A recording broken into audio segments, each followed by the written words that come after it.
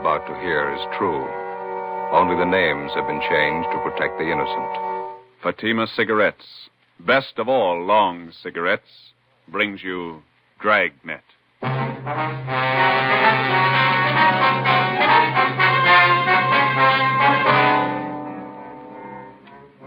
You're a detective sergeant. You're assigned to a robbery detail. A holdup has been committed in a neighboring city. A bystander is shot to death. 2 others are wounded. The bandits are ruthless, well armed. Your job? Get them. If you want a long cigarette, smoke the best of all long cigarettes. Smoke extra mild Fatima. Yes, Fatima is the king-size cigarette which contains the finest Turkish and domestic tobaccos superbly blended to make it extra mild, to give Fatima a much different, much better flavor and aroma than any other long cigarette. That's why Fatima has more than doubled its smokers coast to coast. Enjoy extra mild Fatima yourself. Best of all, long cigarettes. It's wise to smoke extra mild Fatima. It's wise to smoke extra mild Fatima.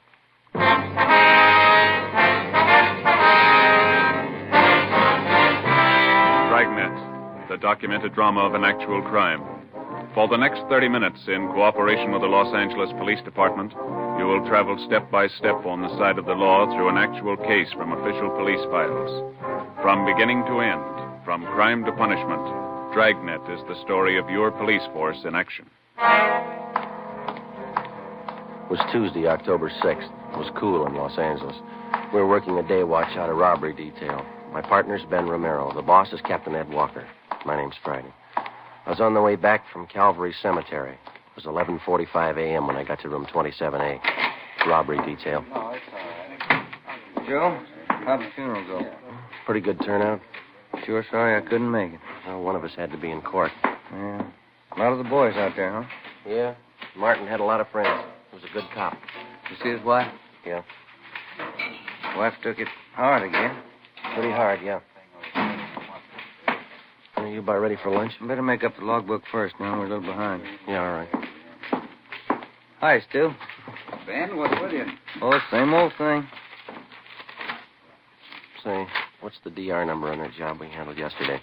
Hmm? The grocery store thing? You know, we showed those mug shots to the victims. You remember the DR number on it? Oh, yeah, I got it here. 374332. 332. Thanks. Mm-hmm.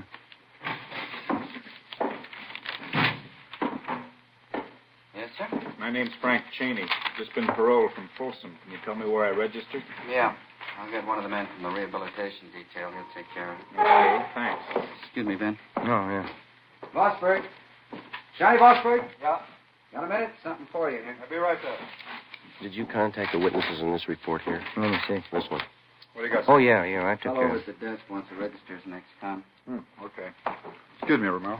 Yeah. Mm-hmm. Hi, you want to register? Yeah, my name's Frank Cheney. Okay. Address? 218 Belgrade. Belgrade. Where you been? Folsom. Got out Saturday. Okay, what'd you fall for? Robbery, first degree. How much do you owe? Served 18 years. I'm on life parole. Life parole. Okay. Hey, Thaxter, you want to tell Rambo we're out for 7? Wait a couple minutes, huh? See the guy at the desk, the one with Bosberg? Yeah, he's an ex-con. Why? Frank Cheney, 1931. Jack Taylor and I had him. First big one we ever drew. Well, that's so. Did you ever hear of him? Used to call him the gentleman bandit. 1931, Claude. That's 18 years ago. Cheney was the biggest of them. Came from a wealthy family, too. Father's a millionaire. You sent him up, huh? San Quentin. Tried to break out with a partner of his. Partner killed a trustee. Cheney was sent to Folsom. From a millionaire family. That's a queer one. Yeah. Well, how about that lunch, fellas? Yeah, let's go. Seems like it could have been yesterday, 1931. We grow old right along with the thieves, huh? Where we go? Federal Cafe? That's all right with me. 18 years. Yeah. Sure goes by in a hurry. I wonder if Cheney thinks so. As far as day-to-day routine goes, police work is pretty much like any other job. To the rookie detective just starting in, there's new things to see, new things to learn. But 5 or 6 years on the detail and the job gets pretty ordinary. You see a lot of dirt, a lot of trouble and tragedy, and after a while you begin to wonder what all the glamour's about and the excitement that's supposed to go along with the job. The fall months went by pretty slow. On November 3rd, we closed a case against a gang of drugstore hold-up men. In December, Ben's youngster fell off a fence and sprained his wrist. My Uncle George from Renton, Washington, visited my mother and me in January. Stayed a couple of weeks. On January 28th, it rained. Ben and I checked into the office where we got a phone call from Lieutenant Mort Gear of the San Diego Police Department. He gave us additional information on a finance company holdup which had been pulled in San Diego the day before. In the robbery, one bystander had been shot and killed and another one wounded by the two bandits. They also shot a police officer 3 times through the stomach when he tried to stop him. Next day, Sergeants Ormsby and McGuire from San Diego arrived, and we helped them check the suspects through the stats office. A couple of bad ones, Joe. Both have guns, and they use them. One of them got away in a car and the other one on foot. Is that right, McGuire? Yeah, a big one used the car. Yeah, size ought to help some. Say, 45 years old, height 6 foot 1 or 2 inches, weight 275 to 85 pounds. Anybody get a look at the car, Ormsby? Blue Ford sedan, 1940 or 41 model. That's all we got. It's a rough one. After all the shooting, the witnesses didn't know what they saw, all mixed up. Well, how about the other one, the guy who got away on foot? He's a WMA, about 50 years old, 5 feet 8 and 9 inches, 145, 55 pounds, wears glasses. Yeah, we got that on the teletype. Is that all? No, we traced from the Greyhound bus depot about 6 blocks from the holdup. Changed his clothes in the washroom there, left behind a coat and a gun. Yeah. The coat was kind of give parolees from State Pen. Mm-hmm. Checked it through our crime lab. Same kind of suits are issued to all ex-cons. No make. Well, at least you know one of them's an ex-con. How about that gun you found? It's the murder weapon. Our ballistics men went over it, no prints. Tried to trace the serial number, no record. CII in Sacramento's trying to run it down. Well, we got any hunches? A few. And we're almost sure both of them had gone the route before. Pretty cool. Shot down 3 people, didn't bat an eye. How much did they take in the holdup? 11,000. Hey, your stats office make a run those descriptions yet? Here this morning, Ornice got the list of possibilities. They're pulling the mud shots now. Well, they'll be winding it up right now, don't you think? Hey, let's check. This way, fellas. Yeah. Well, go ahead, McGuire. Oh, thanks. How's the wife, Ormsby? Oh, fine, Ben. She's expecting again. What are you going to do, raise an army? 4 kids? That's not so bad. McGuire's wife wants 6. How about that, Mac? You got 5 now, no point in quitting when you're ahead. Frank? Yeah, Joe. You know Russ Ormsby and Tony McGuire, don't you? San Diego PD? Yeah, sure. Met him last trip. Hi. Fine, Frank. Good to see you. Good. Just ready to call you. Got those mug shots together for you. Here, got them right here. Okay. There you are. Suspects for suspect 1, this is for number 2. Okay, Frank. We'll check them out with the witnesses. There's one mug there. Here, let me show you. Here, this one. Yeah? It matches the description pretty close. Safe man by trade, but he can go any route. Name's Weber. First name? Stanley. Mm-hmm. Call him Turk, I think, nickname. Know anything about it? He's an ex-con. Ormsby and McGuire drove back to San Diego to show the mugshots to the holdup witnesses and see if they could get an identification. Late the next afternoon, they called back to tell us that Stanley Turk Weber had definitely been identified from his mugshot by 4 of the 5 witnesses as one of the holdup men. His partner remained unidentified. We called Turk Weber's parole officer, got all the available information on the suspect, including his latest address, an apartment house on North Alameda. Weber wasn't there. We talked with the apartment house manager, and he told us that Turk hadn't been seen there since the day before the San Diego robbery and murder. We had a stakeout put on the apartment. Ben and I went back to the office and had the record bureau pull Weber's package. On his mama sheet, Ben spotted a familiar name, Henry Garson, another ex-con who was listed as one of Turk Weber's closest friends. Well, we got a hold of Garson's parole officer.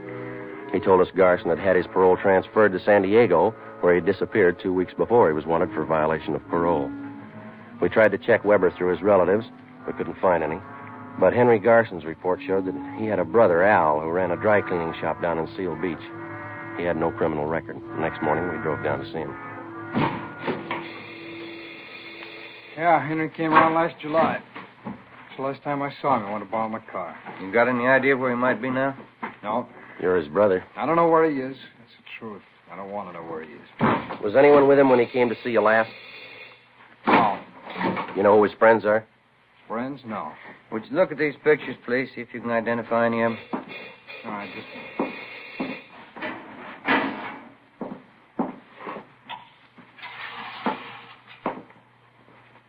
No. These here. No. about these? No. No, look, can't you talk to me later? It's not good for business having cops around a shop. Who would you yell for if a shop was held up, Mr. What's Garson? that got to do with it? Your brother's in trouble. We might stop him from getting in deeper. Now, look away now. Hello, Mrs. Runner. Good morning, Al. Can I help you? No rush. You go ahead and wait in the gentleman. No, that's all right. They're just waiting. Can I help you? My husband's soup. Cleaned and pressed. Can you have that Tuesday? Tuesday? Yeah, it'll be right. My plaid jacket cleaned and pressed. All right. Could you soak this little stairs here? Where? Yeah, we take care of that. Tuesday, all right. Hey, thanks, Mrs. Runner. All right, Al. Bye. Bye, Miss Runner. Thanks. I don't like to hold you up, Garson. Just a few more questions. All right. Now, you said the last time your brother was here, he wanted to borrow your car. Is that right? That's right. Did you let him have it? I let him have nothing. How about the rescue fund? Oh, can't you let us alone? If Henry's in trouble, let him take care of it. We've got troubles enough of our own. This is important, Garson. We've got to have your cooperation. Well, why me? No, Henry's no good. I admit it. He's still my brother. Yeah? You asked me to send him to jail? If he belongs there, yeah. Look, I don't want any trouble. There won't be any. My mother lives in Santa Barbara. Just moved there. I got the address. Henry goes to see her every once in a while. When's the last time you saw her? 2 weeks ago, I was there, too, and something else. What's that? Henry had a gun. 11 a.m. Tuesday. Ben and I drove back to the office and put in a call to the Santa Barbara Police Department. We asked them to put a stakeout on the home of Henry Garson's mother and to notify us the minute Garson was apprehended.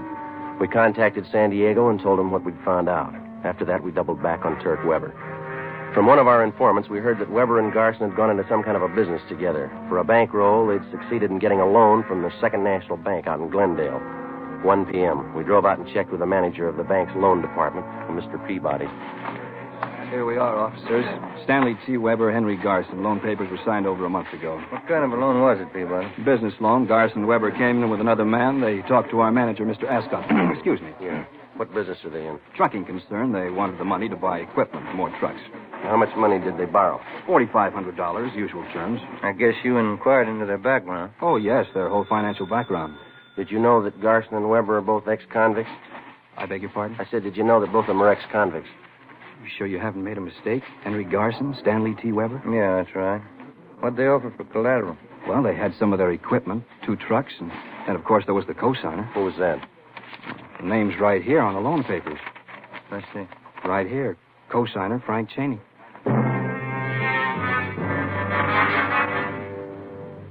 2:30 p.m. Ben and I checked back into the office and went down the hall to R&I. We pulled a package on Frank Bertram Cheney. White male American, 5 foot 8.5 inches, 152 pounds, brown hair, brown eyes. The record read like a dime novel. Almost 20 years before, Cheney had crashed into the headlines of Pacific Coast newspapers as the gentleman bandit. Maybe some of the news stories were exaggerated, but the record showed that he actually owned a yacht, 3 expensive cars, an apartment house. In spite of all this, he'd decided to settle for a career of robbery and murder. At the age of 30, he was the most sought-after man on the Pacific Coast. Finally, in 1931, after tracking him for a year and a half through more than a dozen armed robberies, Sergeants Thaxter and Taylor of the Los Angeles Police Department brought him in. He served 18 years at San Quentin in Folsom penitentiaries, and then he won his parole at the age of 48. We checked his parole officer, and he had nothing to report against him. We checked back in at robbery detail and met with Captain Ed Walker. How about Cheney's friends, Weber and Garson? Nothing yet? Not a thing, Skipper. Stakeout's still on at Garson's mother's place in Santa Barbara. Weber's apartment's still covered. You called San Diego about this, the Cheney angle? Yeah, we briefed him. They got all the mugshots down there. Weber's definitely been tagged as one of the men on that finance company job. We figured Garson for the second man, but none of the witnesses have picked out his mugshot. You talked to Cheney's parole officer, huh? Yeah, I did. He gave us Cheney's last address. Same as the one on his ex-con registration, but he's moved. Didn't notify the officer. Where does that leave you? Well, I talked to the manager at the apartment. He gave us a couple of addresses to run down. Guess we better start getting on it, huh? Yeah, it's getting late. Keep in touch. I'll notify if anything breaks here. Right. Just a minute. Robbery, Walker. Oh? Yeah, just a minute. You, Joe. Thank you. San Diego. Hey. Friday. McGuire, Joe. How you doing? Good. You got something? We had the holdup witnesses back in again this afternoon. Showed them more mugshots. Yeah? Picked out Weber's partner in the holdup. Yeah? Name's Frank Cheney.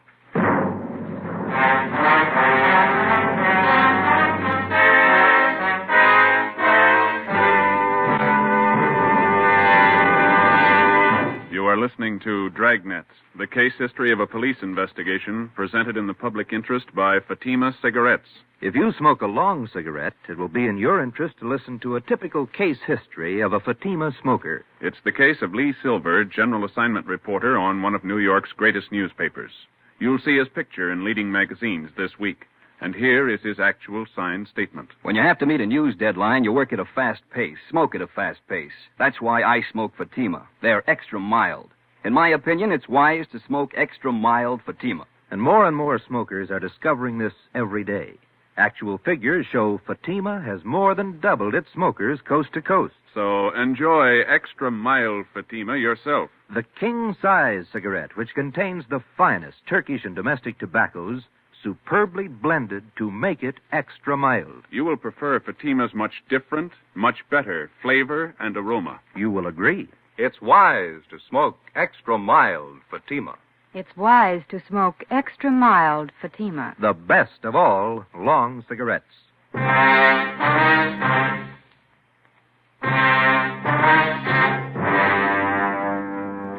Tuesday, January 31st, 4 p.m. In addition to the San Diego teletype, we got out a local broadcast and an APB on Frank Cheney. By 4:30, Ben and I had checked out the first of two addresses where Cheney's former landlady told us that he might be staying. It was a rooming house out on West Washington. The owner told us that Cheney had stayed at his place for a few days, but that had been more than 2 months before. He had no idea where the suspect might be.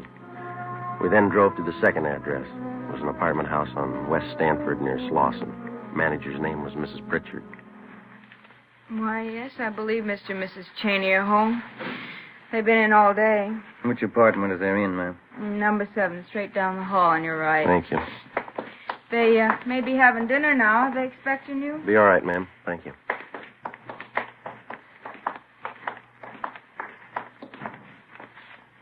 Okay.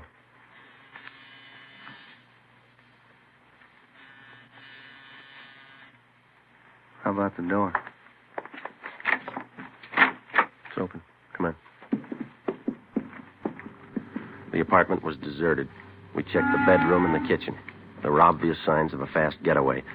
On a card table in the living room, we found the remains of a quick dinner. 2 places were set. One plate was almost clean, the other hardly touched.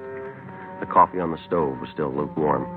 We called the office and arranged for a stakeout. Then we went back down the hall and talked to the manager again. Well, they moved in about a month ago, Sergeant. They looked like any other newly married couple. Did you notice if they had any visitors, Mrs. Pritchard? Well, they might have, but I didn't notice. Did you notice anything odd about him at all? Only that one thing. Yes, ma'am. Mr. Cheney always seemed to have plenty of money. Put down 2 months' rent in advance. But he didn't seem to have a job. Yes, ma'am. Well, every morning he'd sleep late, but his wife was up at 8 o'clock to go to work. Where'd she work, you know? A company called Thompson and some other name. Offices are down on South Hope. Builders, I think. Homes and things. Mm-hmm. My phone. Would you excuse me? Yes, ma'am. Go right ahead. Hello? Oh, yes. What? Yes, 2 police officers. Miss Pritchard, They no. want to talk to you. Hello? Cheney? Oh, yes, he hung up. An alert for Cheney and his wife was broadcast, with special attention for the south end of the city. The wife's name and description was added to the APB. The next morning, Ben and I located her place of employment, Thompson and Kilkenny, a big construction company. The office manager told us that 3 days before, Mrs. Cheney had resigned her job by letter. She asked that her final paycheck be sent to her mother, who lived in Marysville, California. We contacted the Marysville Police Department immediately, and the home of Cheney's mother-in-law was placed under 24-hour surveillance. We now had more than a half a dozen stakeouts going. A week passed. Nothing. Cheney and his wife seemed to have dropped completely from sight. Wednesday, February 9th, we got a tip from the Santa Barbara police that Cheney's friend, Henry Garson, was in Los Angeles working in an auction house on Wilshire Boulevard. We ran it down. Looks like a high-class place. They got a nice crowd, haven't they? You can't lock here? No, thanks. We'd like to see the manager, please. You all right? Let me see. Oh, yes, over there by the claim desk. The man in the dark suit, Mr. Wolf. Thank you, thank you. All right, now do I hear a bid? We'll start off for $29. Mr. Willing? Yeah? Police officer, sir. We'd like to check on a man who's supposed to be one of your employees, sir. Oh, that's so? What's his name? Here's his picture. Can you identify? Why, yes, that's Johnson, the new clerk. You want to talk to him? Yes, sir. All right. Right this way. He's back in the storeroom. Some kind of trouble? We'd like to talk to him. Yes, all right. Let's see. Oh, yes, there he is. Johnson. Oh, Johnson, would you come Come on, Ben. What are you running for? Johnson, come here. Out the back. Yep. There he goes. He's heading up the street. Come on. Yep. He got on that bus. All right, come on, let's double back to the car. Yep. Hurry. Yep.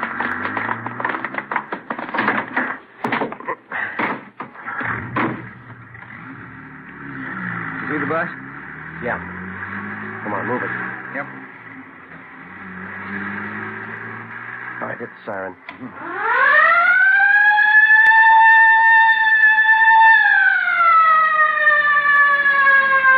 All right, that did it. The driver's pulling over. Pull up behind the bus there, huh? Yeah, you bet. Come on, let's go. You cover the back door, will you? Right. Open your door.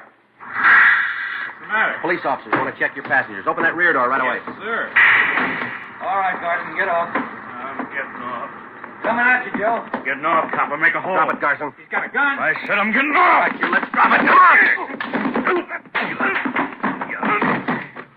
Good, Joe. You okay? Yeah. Let's get him off of here. Hey, what's it all about? He do something wrong? Yeah, he didn't get off when we asked him to.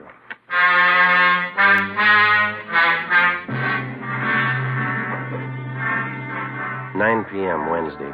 We drove Garson to Georgia Street Receiving Hospital, where he was treated for minor cuts and bruises. Then we took him back to the office of the interrogation room. We called San Diego and notified them of the arrest. From 10 o'clock that night until 10 the next morning, Captain Walker, Ben, and I questioned Garson. He refused to admit that he even knew Frank Cheney or Turk Weber. By noon, he was pretty tired. So were we. At 12:05, a call came through from San Diego. Friday, this is Russ Ormsby. Yeah, Russ. Fresh lead on Turk Weber. He's got a sister living in San Clemente. Yeah? We've got her house staked out. Had a tip he's going to pay her a visit. When's that? This afternoon.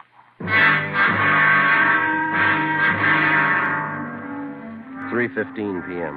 We got to the San Clemente turnoff, and a few minutes later, Ormsby and McGuire arrived from San Diego. We drove to the home of Weber's sister on South Orange Street and identified ourselves. She told us that Turk had been there that morning, but that he'd gone to the races at Del Mar for the afternoon. Did your brother say he was coming back? Said he might be back. He wasn't sure. Did he go to the racetrack alone? Yeah? Was he going to meet anyone there? I don't think so. He didn't mention it. You driving a car? No, he took the bus to the track. I see. Where would he most likely go if he doesn't come back here? I don't know. Maybe back to L.A., maybe San Diego. I don't know. And do you know if your brother Turk is going to meet Frank Cheney? How could he? Turk says Cheney's up north someplace with his wife. Told me that this morning. Where up north? He didn't know. Mm-hmm. You and McGuire want to stake out here, Ormsby? Ben and I'll hit the track. Yeah, okay. Look, I can't have cops here if Turk comes back. They think I framed him. You'll get over it. You don't know Turk. When he gets sore, he goes out of his head. He'll kill me. Why worry, miss? Huh? He'll have to kill us first.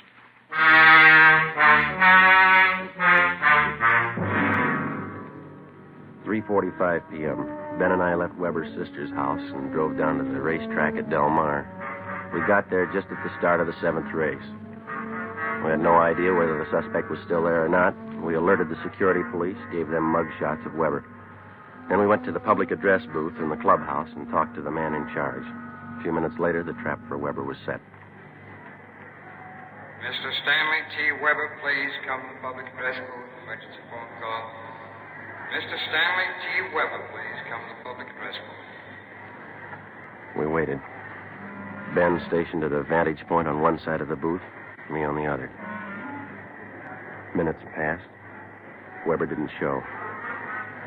Ben caught my eye and shrugged his shoulders. Mr. Stanley T. Weber, please come to the public address booth. Emergency telephone call. Mr. Stanley T.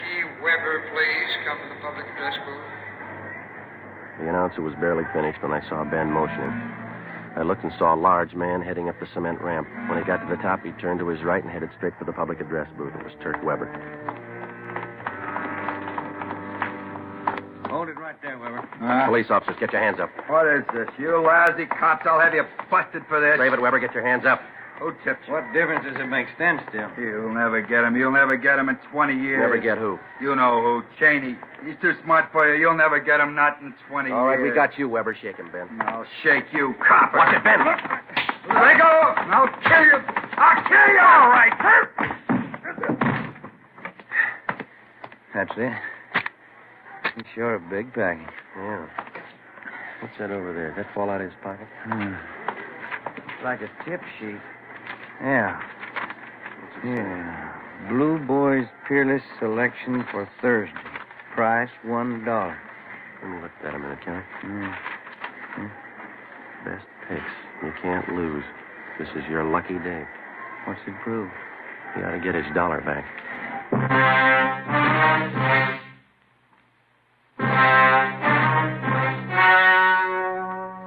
The story you have just heard was true. Only the names were changed to protect the innocent. On June 19th, trial was held in Superior Court, City and County of San Diego, State of California. In a moment, the results of that trial. It's amazing how many long cigarette smokers are changing to extra mild Fatima. Here is the actual report. From coast to coast, extra mild Fatima has more than doubled its smokers. Yes, more and more smokers every day are discovering that Fatima is the king-size cigarette that is extra mild. Extra mild, because it contains the finest Turkish and domestic tobaccos superbly blended to make it extra mild, to give it a much different, much better flavor and aroma. Enjoy extra mild Fatima yourself. Best of all, long cigarettes. It's wise to smoke extra mild Fatima. It's wise to smoke extra mild Fatima.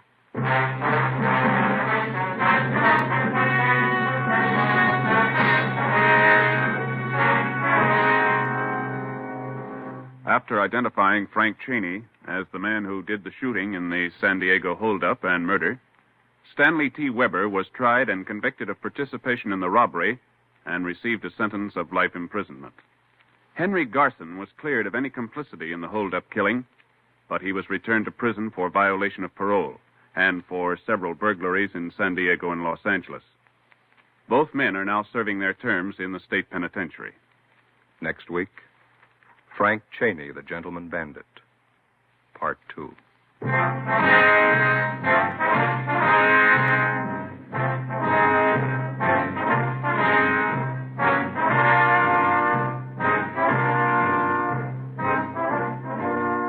You have just heard Dragnet, a series of authentic cases from official files.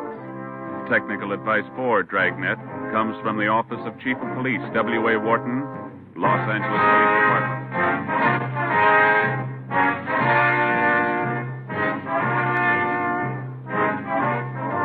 Fatima Cigarettes, the best of all long cigarettes, has brought you Dragnet from Los Angeles.